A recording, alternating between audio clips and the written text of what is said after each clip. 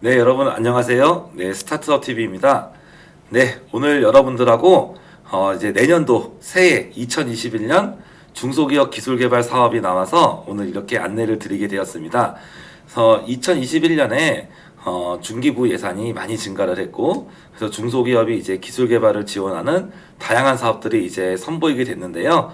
오늘은 이제 그 구체적으로 기술개발 사업 하나하나 설명드리기보다도 중소벤처기업부에서 어떤 기술개발 사업을 스타트업과 중소기업을 대상으로 지원하는지, 거기에 대해서 전체적인 사업을 크게 리뷰를 해보고, 내가 이 사업을 지원하면 좋겠구나, 아니면 이런 사업을 내가 미리 준비할까, 그런 생각을 한번 해보셨으면 좋겠어요.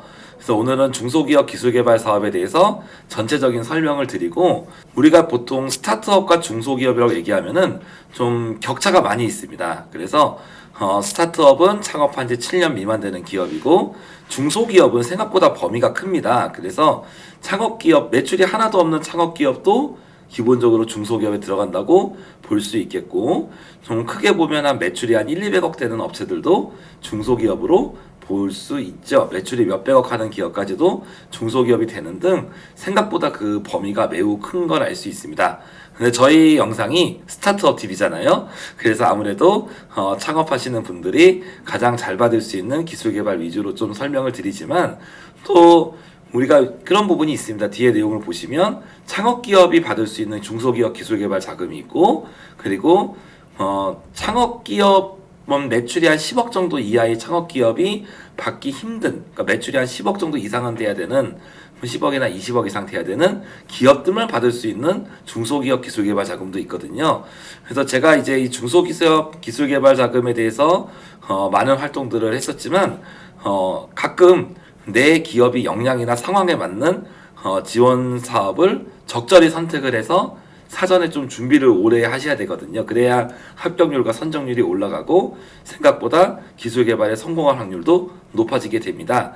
그래서 오늘은 디테일한 얘기를 나누기에는 생각보다 준비한 내용이 많고 시간이 광범위하므로 대략적인 리뷰를 한번 여러분과 함께 나눠보고, 좀 중요한 사업인 경우 여러분들에게 좀 포인트 부분을 설명을 좀 드릴 수 있도록 하겠습니다. 그래서 한번 중소기업 기술개발 사업에 대해서 공고문을 보면서 말씀을 드려보겠습니다. 기술개발 사업이라고 하는 거에 대해서 근데 먼저 여러분이 좀 아셔야 될 것 같긴 한데요. 조금씩 중간에 설명을 좀 드려볼게요. 기본적으로는 중소기업이 신기술, 신제품 개발을 지원을 하거나 아니면 제품이나 공정 혁신 등을 관련된 걸 지원한다라고 되어 있습니다. 그리고 좀 더 내용을 한번 보죠. 먼저 전체적으로 금년에 어떤 기술개발 지원 자금이 나왔는지 한번 따져보겠습니다. 첫 번째로 여러분이 한번 체크해 두시면 좋을 거는 바로 옆에 있는 요 기업 주도형이라는 요 R&D에 대한 표현입니다. 요거에 대한 표현을 한번 먼저 체크를 한번 해보시면 될 것 같아요. 그래서 제가 이제 새해를 맞아서 새로운 장비를 가져왔습니다.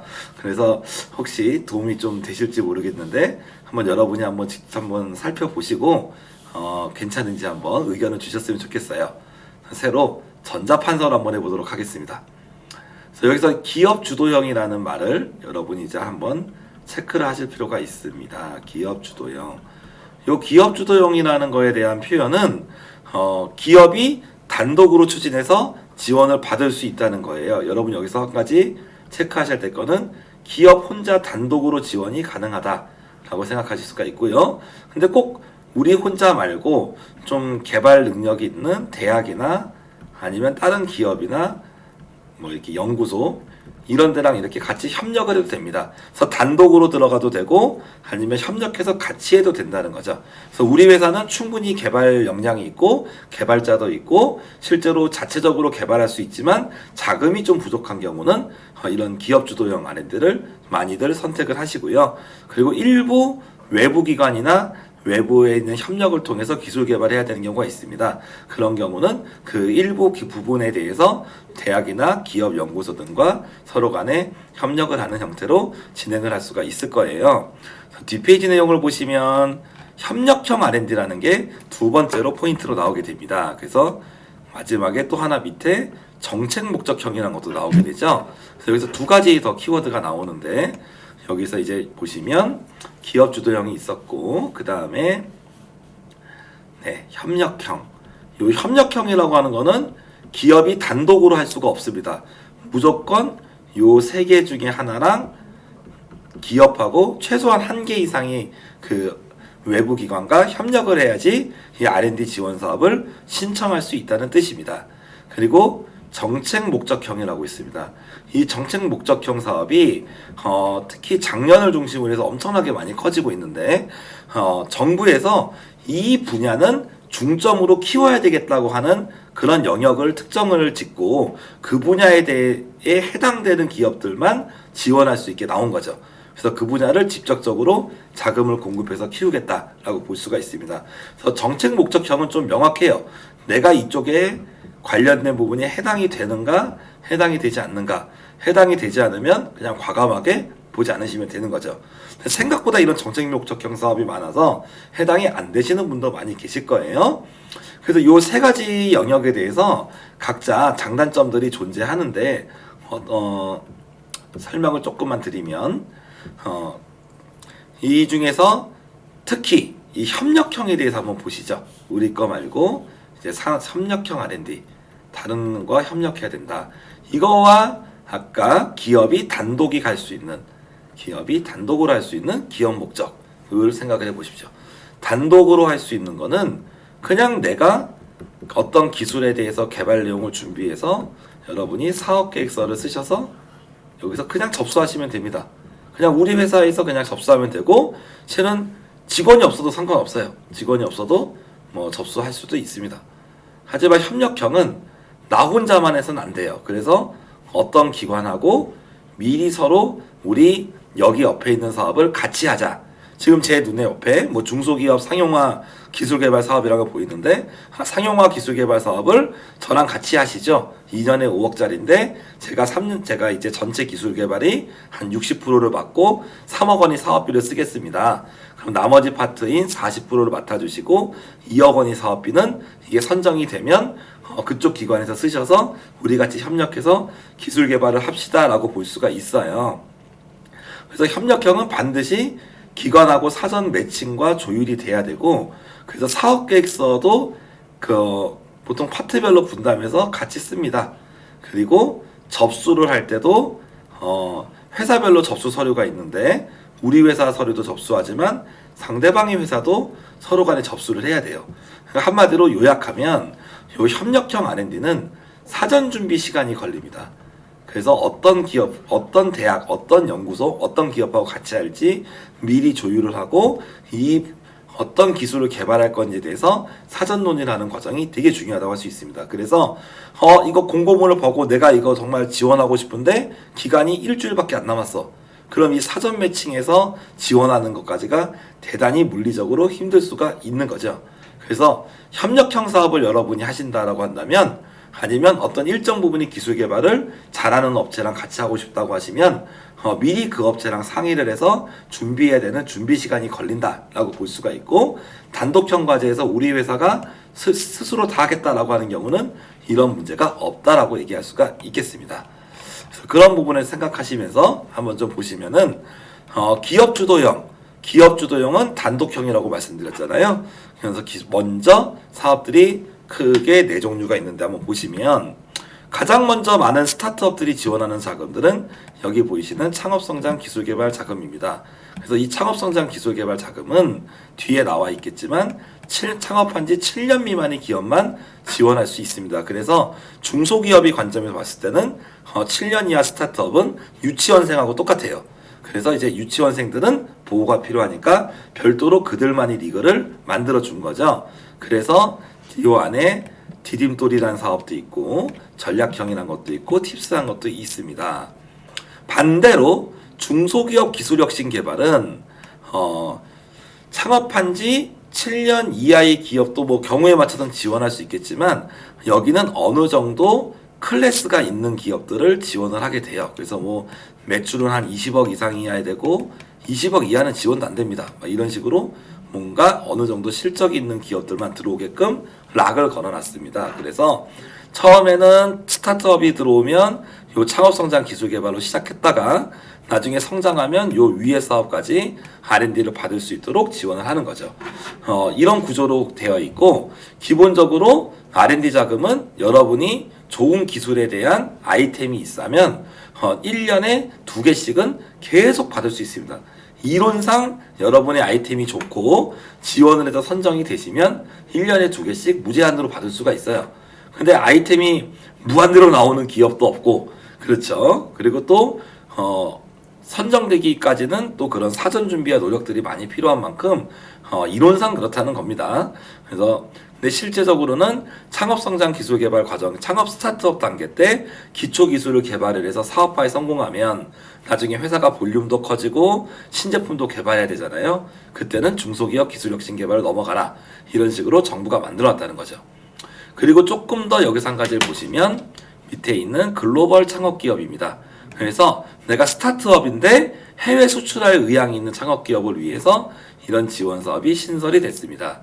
그리고 소상공인과 자영업자를 위한, 여러분이 사업 아이템이 소상공인이나 자영업자를 위한 사업을 위해서 18.4억의 예산으로 또 한 가지 사업이 준비가 되어 있다라고 볼 수가 있습니다. 그래서 여러분들이 이 표를 보실 때 중요한 거는 일단 지원 규모예요.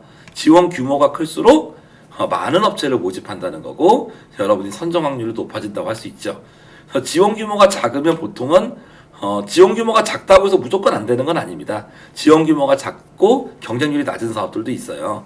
그래서 일단은 해당 사항이 되시는 걸 보는 게 중요하겠지만, 반대로 지원 규모가 낮은 사업인데 경쟁률이 세다, 그러면 장난이 아니겠죠.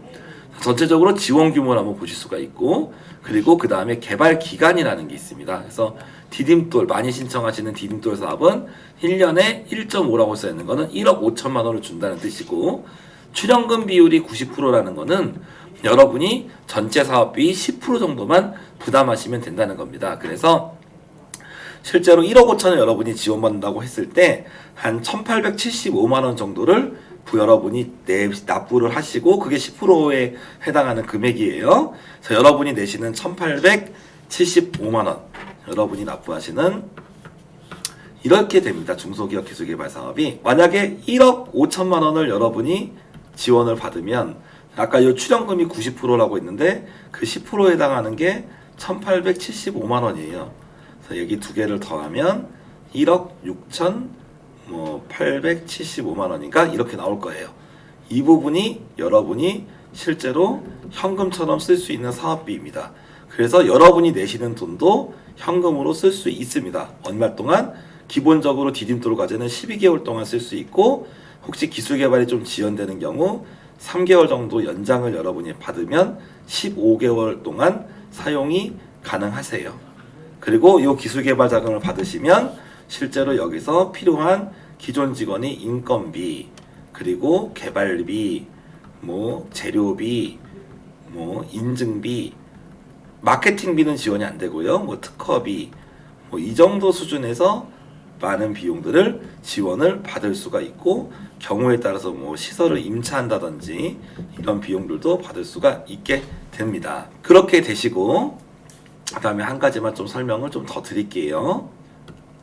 그러면 내가 1억 5천짜리를 만약에 자금을 받았다고 할 경우 여러분이 필요한 돈은 기본적으로 1,875만 원이 필요하다라고 말씀을 드렸고, 창업성장 디딤돌 기준으로 나중에 기술료라는 게 있습니다. 기술료를 최대 20%까지 내게 되거든요. 이 20%는 정부 지원금이 20%예요. 그래서 여러분이 만약에 기술료를 3천만 원을 낼 수가 있는 거죠.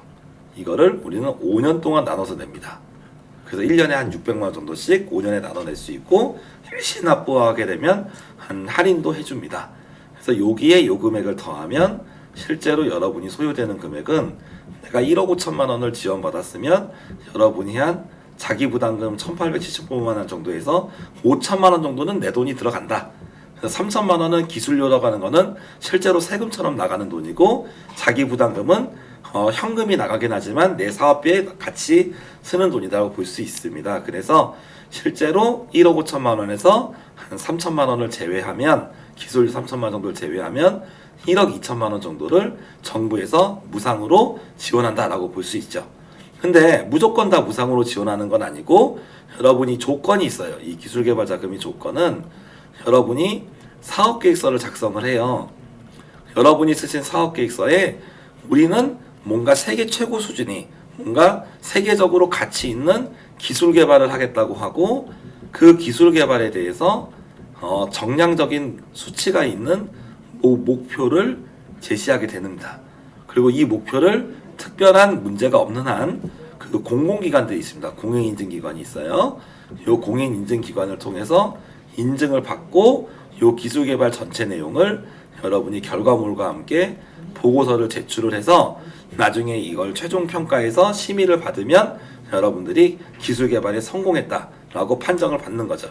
성공했다고 판정을 받으면 기술료 판정을 받으면 그때 가서 기술료를 납부하시고 그러면서 이 사업은 종료가 되는 시스템을 갖게 되는 거예요.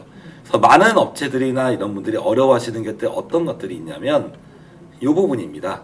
이 사업계획서를 쓸 때 이 정량적인 목표를 뭐냐 이 부분이 쓰는 게 제일 어렵고 그리고 어떻게 기술 개발할 건지 이 기술 개발에 대해서 구체적인 내용을 써야 된다는 거예요. 그래서 오늘 다룰 내용은 아니지만 이런 부분들이 기술 개발에 대해서 성능이나 기술 개발의 방법들 이런 부분에 대해서 구체적으로 쓰는 게 난이도가 있다 보니까 처음 하시는 분들에게 약간의 그런 이제 진입장벽이 되고 있습니다. 하지만 조금 어렵긴 해도 여러분이 한번 이 기술을 배우시면 중소기업, 중견기업, 대기업 될 때까지 계속 활용하실 수가 있고 그리고 실제로 최소한 지원한 자금이 최소 1억 5천 이상은 되는 만큼 목돈을 받을 수 있는 장점이 있습니다.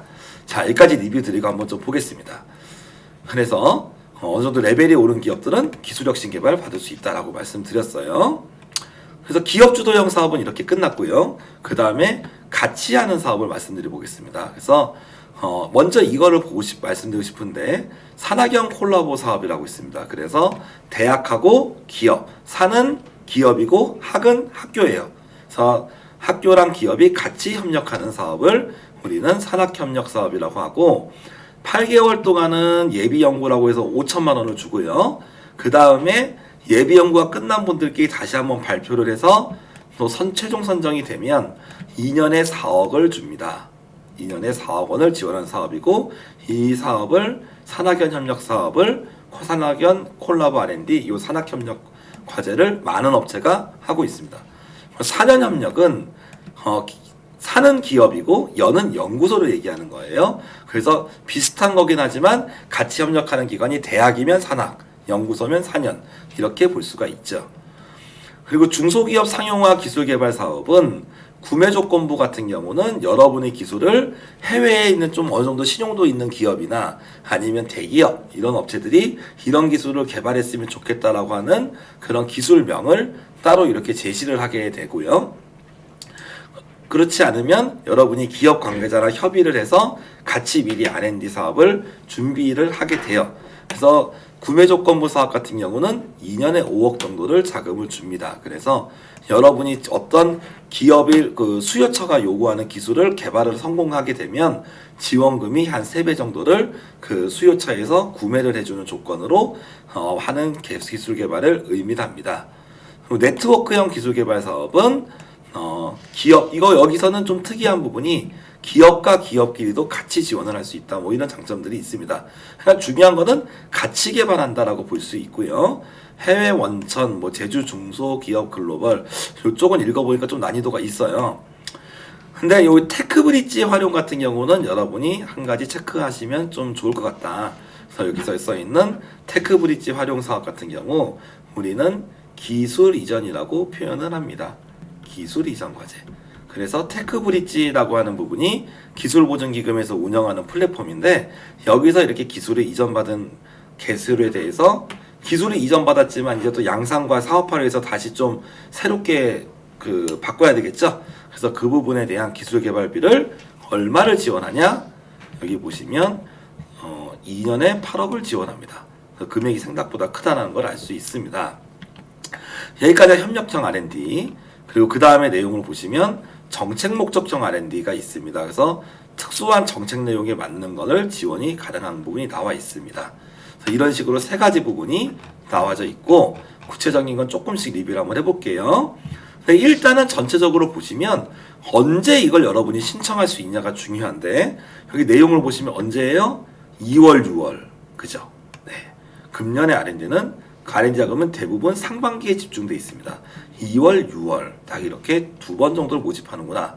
그리고 예산이 작은 사업들은 한 번만 모집하는구나 라는 것을 확인을 하실 수가 있겠고요. 기본적으로 가끔 이렇게 하반기에 하는 사업들도 있지만 대부분의 사업들은 연초에 하게 되고 빠르면 언제요? 1월, 늦어도 6월 정도는 대부분의 R&D 자금이 접수가 끝나게 됩니다. 근데 제 경험상 여기 있는 신청 접수일이 무조건 정확히 지켜지는 게 아니라 한 2주에서 뭐 설날 같은 날도 있으니까 한 달 정도는 지연될 수가 있습니다. 그 부분을 참고해 주셨으면 좋겠고, 그리고 앞서 말씀드렸지만 이 사업을 제가 말씀드리면서 기본적으로 우리는 말씀을 드렸었죠. 기본적으로 한 1.5억짜리 우리가 받았을 때 기술료를 3천 정도 낼 거고 여러분은 1.2억 정도를 지원을 받게 될 거다. 그리고 자부담으로 한 2천 정도 1875만 원을 쓸 거다고 얘기했는데 지금 코로나라서 많은 기업들이 힘듭니다. 그래서 지금 정부에서 요 2천만 원을 어떻게 보면 감면시켜주고자 다양한 지원 사업 제도를 이용을 하고 있습니다. 그래서 나는 이거 1억 5천 지원받을 때 처음에 자부기 부담금 2천만 원 내야 되고 나중에 기술료로 3천만 원 내야 되면 돈이 너무 많이 드는데 라고 생각하실 수가 있는데 그 부분은 오늘 다루지는 않지만 또 감면 제도가 있어서 생각보다 거의 대부분의 자금들을 2천만 원이 아니라 실은 몇백만 원 내에서 부담하는 정도로 정부에서 경감시켜주고 있는 제도가 있으니까 너무 겁먹지 마시고 일단은 먼저 한번 좀 체크를 해보자 라고 얘기 드릴 수가 있습니다. 자, 어쨌거나 정책 방향이 몇 가지가 있는데요. 간단하게 보시면 정부에서 이번에 발표를 했죠. 그린 디지털 뉴딜 빅3 이쪽에 지원을 하겠다라고 내용이 나와 있고요. 뭐 프로토콜 경제 기반, 뭐 투자형 후보율 확장 뭐 이렇게 뭐 써 있기는 합니다. 근데 이 부분들이 오늘 전체적인 리뷰에 들어가 있지가 않고 나중에 이 개별 사업에 대한 공고문이 다시 나옵니다. 그때 여러분에게 들어간다라고 말씀드릴 수 있고요. 말씀드린 것처럼 평가의 그 내용과 더불어서 코로나에 따라서 민간 부담금을 많이 줄여줬습니다. 그리고 기술료를 내기 어려운 분들에 의해서 납부 유예를 하고 있다. 그런 내용을 볼 수 있습니다.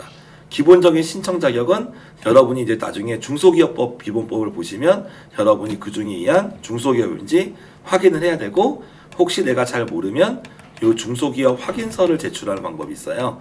그래서 중소기업 확인서를 한번 여러분이 발급이 가능하다면 여러분은 중소기업에 해당되실 수 있습니다. 그래서 신청 사이트에서 뭐 SM테크 여기서 접수한다라고 써 있는데요. 한번 요 SM테크 사이트에 내가 R&D가 처음이시라고 하시는 분들은 한번 나중에 시간을 내셔 회원가입도 한번 좀 미리 해보시고 요 사이트에 들어가 보면 뭐 과제 연습하기 이런 부분들이 있어요. 그래서 간단하게 한번 제가 사이트를 가져왔어요. 한번 보시면 지금 여기서 보시는 이 화면에 보시면 SM테크 홈페이지가 있습니다. 그래서 여기서 여러분이 여기서 로그인을 하셔서 요 과제 신청 요 페이지에 들어가시면 여기서 눌러서 과제를 신청하는 거죠. 그래서 이제 전산 처리가 잘 되어 있고 막히는 거 있으시면 미리미리 전화나 이렇게 질의응답을 이용을 하실 수가 있게 됩니다. 그리고 좀 추천드릴 수 있는 부분이 있으면 여기서 뭐 시뮬레이션 이런 부분들이 있어요. 그래서 여기서 좀 여러분이 연습을 좀 미리 하실 수가 있다. 그래서 처음 하시는 분들은 조금 미리 연습을 하셔서 좀 숙달을 조금 할 수 있는 시간을 가졌으면 좋겠다라고 말씀드릴 수가 있습니다. 그래서 아까 말씀드린 것처럼 기술료라는 제도가 있더라. 5년간 일정 부분을 납부하는 부분이 존재하더라 라고 내용이 나올 수가 있고요. 간혹 기술료를 납부하지 않는 사업이 있기도 합니다. 몇 가지 내용들이 또 지원이 안 되는 경우가 있는데 국세지방세가 체납된 경우 지원이 안 되고요. 대출 연체 같은 게 있어도 지원이 안 됩니다. 그리고 기본적으로 신청 자격이 사업별로 따로 있는데 거기에 맞지 않거나 아니면 여러분의 아이템이 사업이 공고 내용에 적합하지 않은 경우 지원이 안 되고 좀 유익 있게 신청하시는 요겁니다. 여러분이 만든 아이템을 여기서는 신청 과제 하려고 하시는 개발하려고 하는 거를 과제라고 표현하는데 이미 다 개발이 된 거죠. 기개발이 되었거나 아니면 이미 다른 기업이 받은 기술과 동일하거나 아니면 예전에 받았던 기술이면 지원이 안 됩니다. 그런 부분을 볼 수가 있겠습니다. 자, 그런 내용을 한번 보시고 구체적인 사업의 리뷰에 대해서 한번 좀 보도록 할게요.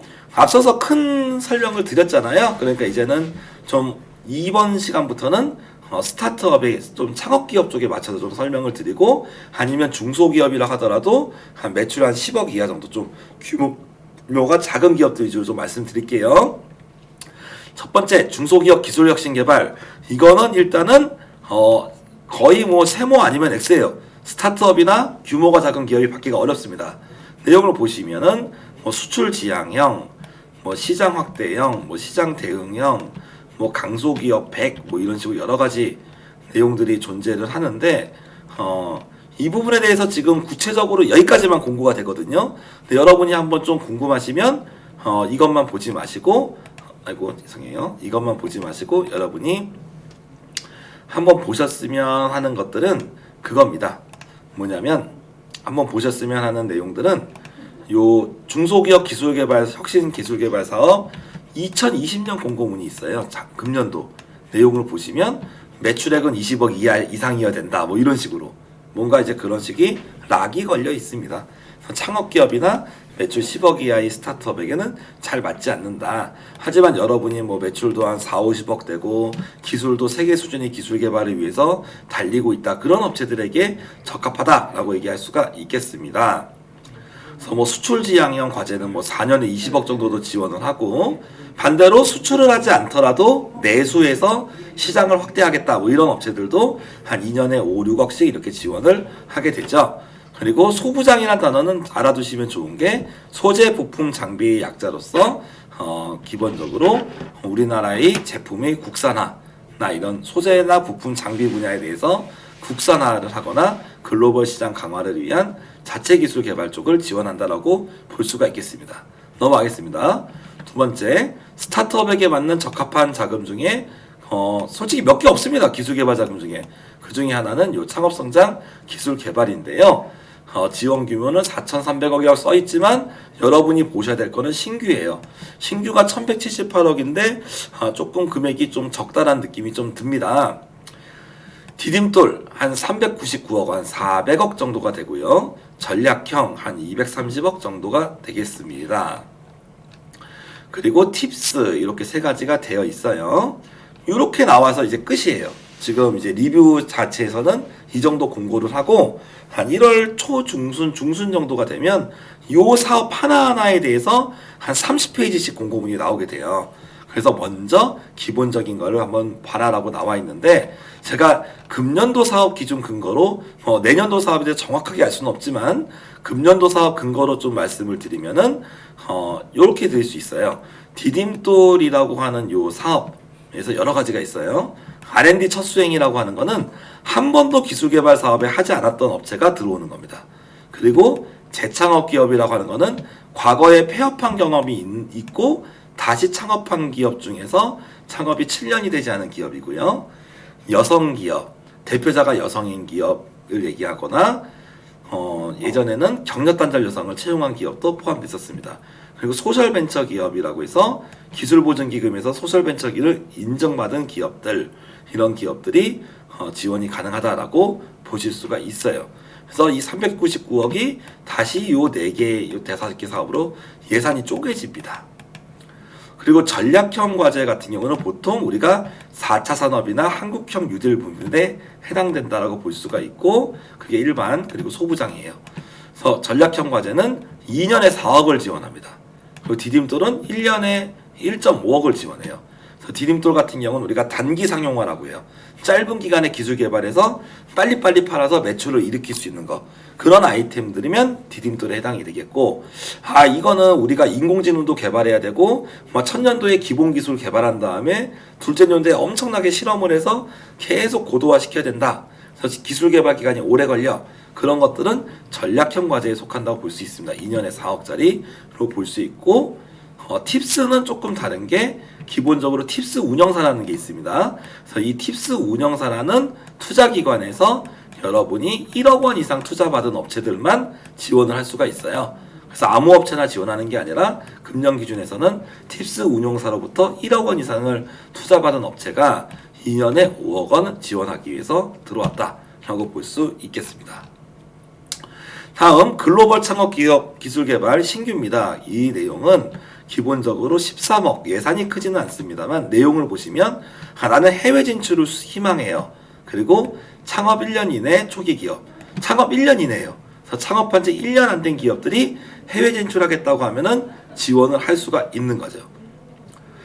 그런 내용이 되겠고 그 다음에 제안기술의 우수성 평가와 전략서에 대한 토론식 평가 그래서 평가를 통해서 지원을 한다.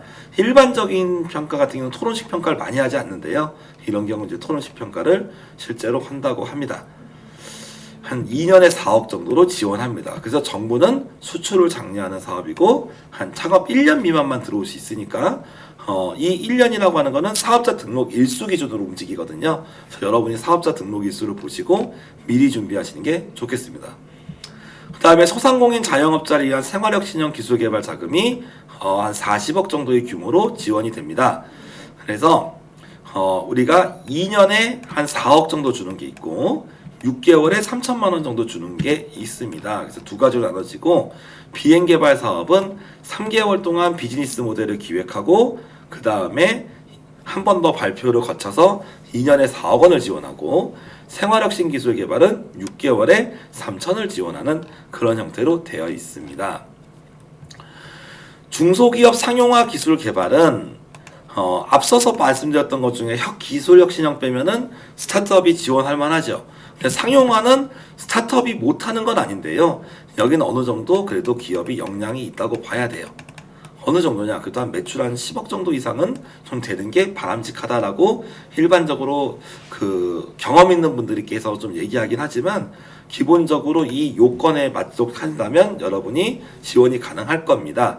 근데 의외로 많은 기업들이 실은 구매조건부 사업을 대상이 되는데도 불구하고 잘 모르는 경우가 있습니다. 그래서 말씀드리면 수요처 및 투자기업이 협력 의사를 밝히고 개발을 제안한 과제에 대해서 기술개발 등을 지원한다라고 써 있습니다. 그래서 구매 의사를 밝히고 실제로 이 기술개발이 원하는 요구사항대로 이루어지면 실제로 지원받은 금액이 한 3배 정도를 구매하겠다 라고 나중에 이렇게 서약을 하고 지원을 하게 되는 형태다라고 대략적으로 말씀을 좀 드려볼 수 있겠어요. 그래서 구매조건부 신제품 기술 개발 같은 경우는 실제적으로 여러분이 뭐 샘플이나 기초 기술을 들고 여러 가지 영업 활동을 하시잖아요. 대기업이나 이렇게 중소기업하고 뭐 협업도 하시고 하는데 그런 과정에서 혹시 만약에 혹시 그러면 과장님 저희랑 구매조건부 사업을 같이 하면 어떨까요? 이런 식으로 한번 제안을 할 수도 있다라는 생각을 여러분이 중소기업 입장에서 생각해 보시면 좋을 것 같다라고 얘기를 드릴 수가 있고요. 그 다음에 네트워크형 기술 개발이라는 사업은 기본적으로 아까 산학연 협력은 대학과 기업 그리고 기업과 연구소라고 했는데 여기서는 좀 네트워크형 기술 개발은 범위가 큽니다. 그래서 대학과 기업만이 아니라 개발 기업 아니면 금융이나 이런 생산 기업 또는 판매 기업까지 다양한 업체들이 들어와서 협력하라는 거예요. 그래서 어떤 제품을 만들면 어떤 업체가 개발도 해줘야 되고 생산도 해줘야 되고 판매도 해줘야 되는데 관련 있는 기업들 또 아니면 대학 연구소까지 다 이렇게 포괄적으로 같이 공동으로 기술 개발하는 걸 지원하는 좀 포괄적인 그런 기술 개발이 되겠습니다. 그래서 최대 2년에 6억 원 정도를 지원을 하고 있습니다. 그래서 이런 기술류 상용화 기술 개발 같은 경우 여러분들 입장에서 하시는 표현 중에 하나는 상용화가 포인트예요. 상용화라고 하는 거는 시장에서 판매하는 것까지를 얘기하는 거죠. 우리가 일반적인 기술 개발이라고 하면은 그냥 말 그대로 기술만 개발하는 거야. 판매는 개발한 다음에 생각하는 거예요. 물론 미리 판매를 생각하고 기획을 하시겠지만요. 상용화는 판매처를 어느 정도 확보하고 들어온다라고 좀 그런 쪽으로 사업화 가능성이 높은 기술 개발하겠다고 볼 수가 있고 그래서 구매조건부 같은 경우는 어느 정도 사주기를 약속을 받고 들어오는 거고 네트워크형 같은 경우도 마찬가지로 유통 및 판매 기업이 들어올 수 있는 만큼 어느 정도 판매에 대한 내용을 잡고 들어간다라고 볼 수가 있겠습니다. 그리고 산학연 콜라보 사업 말씀드린 것처럼 대학과 기업이 같이 하는 거다. 그래서 지원 대상은 기업부설 연구소, 연구개발 전담부서를 보유했거나 아니면 이 사업에 선정이 되면 설치할 계획이 있는 기업을 지원을 한다라고 볼 수가 있습니다. 그리고 이 주관기관과 공동개발이 공동 책임자라고 있는데 이 책임자가는 기존에 똑같은 연구개발을 해서 공동 책임과 둘이끼리는 국가 연구개발 사업의 수행 이력이 없어야 된다라고 나와 있죠. 산학연 4년 아까 말씀드렸죠. 누구랑 같이 하냐의 문제고 역시 8개월 정도는 비즈니스 모델하고 기초 실험을 하고 나중에 한 번 더 발표를 해요. 그러니까 이건 발표를 2번 해야 되는 거예요. 1단계에서 여러분이 통과해야 되고 1단계 통과된 분들 중에서 뭐 한 50에서 80% 정도 해서 다시 한 번 더 발표를 해서 2단계 발표까지 선정이 돼야지 2년의 사억이 나옵니다. 고난의 길이지만 선정이 되면 2년의 4억 정도 신제품 개발비를 안정적으로 확보할 수 있는 장점이 있습니다. 다음 해외 원천 기술, 이건 좀 넘어갈게요. 러시아 뭐 어쩌고 써있는데 뭐 큰 그런 건 아닌 것 같아요. 그 다음 제조 중소기업 글로벌 역량 강화라고 써있는데 모든 제조업을 포함하는 게 아니고 지원 대상 내용에 보면 여기 중고 중저 이렇게 써있어요. 그래서 뭐 금속 제조, 광물 제조, 기계 수리, 그리고 고무 플라스틱 제조업, 그리고 화학물질 화학 제조, 장비 제조업 뭐 이런 경우만 지원이 가능하다라고 특정 분야를 한정을 시켰습니다. 그 부분을 체크하시고 이 부분은 여러분이 사업자 등록증에 있는 코드를 확인을 하시면 되겠습니다. 그리고 테크브릿지 활용 기술 상용화 기술 개발, 이거는 제가 아까 말씀드린 것처럼 어떤 의미가 있어요? 기술 이전이다라고 말씀을 드렸잖아요. 그래서 기술 이전, 어떻게 보면은 나는 창업을 하거나 중소기업인데 기술이 별로 없어. 근데 우수한 기술을 도입을 해서 그 기술을 가지고 사업을 하고 싶다는 분들에게 해당이 됩니다. 그래서 여기서 좀 체크할 수 있는 부분들은 이 부분입니다. 테크브릿지 플랫폼, 이거는 기술보증기금 홈페이지에 있습니다. 검색만 하셔도 나옵니다. 여기서 소재 부품 장비 분야의 기술 이전 한정이 되어 있다는 게 중요해요. 소재 부품 장비 기술 이전 받은 업체가 실제적으로 제품 개발할 때 비용을 지원해요. 어떻게 되냐? 처음에 만약에 이런 식입니다. 기술 이전 받을 때 대출, 이게 1차 지원이고요. 2차는 R&D 자금, 3차는 융자, 이렇게 해서 3단계로 자금을 공급하겠다는 의미를 볼 수 있습니다. 복잡하죠? 네, 원래 좀 기술개발 자금이 복잡해요. 그래서 이거 어떤 의미냐면, 예를 들어서 여러분이 테크브릿지 홈페이지에서 한 5천만 원짜리 기술을 샀다고 합시다. 근데 내가 5천만 원이라는 돈이 큰 돈인데 이 기술 살 돈이 어디 있어? 그러면 이 기술을 하는 조건으로 보통 기술보증기금 같은 기관에서 융자를 해줘요. 네, 기술을 살 때 돈이 없으면 여기서 1차로 융자를 해줍니다. 이걸 일단 받으시는 거예요. 그리고 여러분이 이 테크브릿지에서 요 이전받은 테크브릿지에서 이전받은 이 기술을 가지고 R&D 사업에 선정이 되면 여기서 2년에 8억 정도 기술개발 자금을 주겠다는 거죠. 그리고 이 기술개발이 성공하면 또 대량 생산과 뭐 수출 같은 사업화를 위해서 후속 융자를 해주겠다는 겁니다. 그래서 요즘에는 그 기술 이전도 여러분의 사업이 그 활력을 해서 좀 찾을 필요가 있을 것 같습니다. 그래서 코로나로 내 사업이 막히시는 업체들이 있을 거예요. 내 기존에 잘 되던 사업을 더 이상 못하는 경우가 있다. 근데 나는 새로운 아이템이 없어. 그렇다면 정말 잘 팔릴 수 있는 같은 우수 기술을 여러분이 찾아보고 그 기술을 융자받고 사고, 그리고 R&D 위해서 2년간 8억 받아서 개발하고 그 다음에 추가 융자까지 받는 이런 플랫폼을 한다면 새로운 신기술 개발이라든지 아니면 지금 코로나로 이리저리 사업이 막혀있는 어려운 중소기업이나 스타트업 분들이 실제로 많은 문제를 해결할 수 있는 하나의 키워드가 될 수 있다라고 말씀을 드려봅니다. 소재 부품 장비 전략 협력, 이건 소재 부품 장비 소부장 분야입니다. 이건 뭐 소부장 분야를 지원한다라고 생각하고 넘어가겠습니다. 현장 수요 맞춤형 방역 물품. 그래서 이거는 여기서부터는 정책 목적형이에요. 그래서 지금 코로나 같이 방역 물품이 중요하잖아요. 그래서 방역 물품 기술 개발 사업에 정부가 90억의 예산을 썼다라고 보시면 되겠습니다. 2년에 6억을 지원합니다. 그 다음에 공정품질 기술 개발은 기본적으로 여러분이 공장에 있는 제조업이라고 가정하는 겁니다. 공장에 있는 제조업에게 지금 스마트 공장을 구축하겠다는 분들이나 기존에 만든 스마트 공장을 좀 더 성능을 향상시키고 싶다, AI 같은 것도 도입하고 싶다, 이런 경우에 해당이 되는 거죠.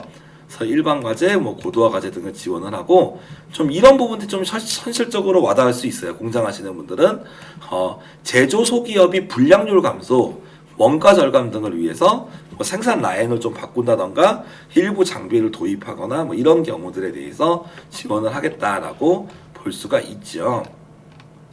그래서 좀 현장형 R&D는 좀 간단하게 이제 할 수 있는 금액으로 좀 작습니다. 1년에 5천 정도 가장 작지 않을까 싶고요. 근데 이제 스마트 공장 관련된 이런 혁신형 R&D는 한 2년에 2억, 2년에 10억 정도로 금액이 큽니다. 그 다음에 정책 목적형 중에 하나 스마트 센서 있습니다. 그래서 스마트 센서 기술을 개발하는 것을 지원하겠다라고 되어 있고, 예를 들어서 극한 환경 센서, 비전 검사를 위한 영상 센서 등이 들어갑니다. 그래서 2년에 6억 정도 지원하겠다라고 얘기할 수 있습니다. 제조 데이터 공동 활용, 그래가지고 AI를 개발하기 위해서 출연연, 정부에서 지금 자금을 출연해서 만든 연구소와 대학의 전문 인력과 공동 R&D를 하겠다라고 보겠습니다. 그래서 AI와 관련된 내용입니다.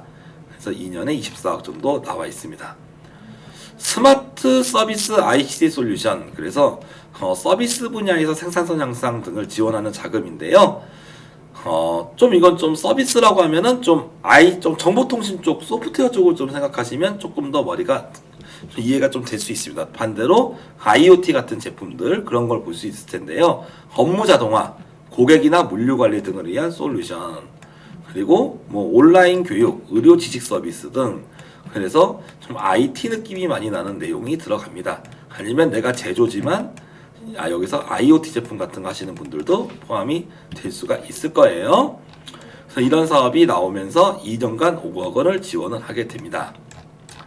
다음 지역 특화 육화 사업이라고 있는데, 이건 나중에 여러분이 공고문을 보시면 우리나라 지역별로 중심적으로 특화되는 부분을 지원합니다. 그래서 내용을 여기 잠깐 보시면 어디게 돼 있을까요?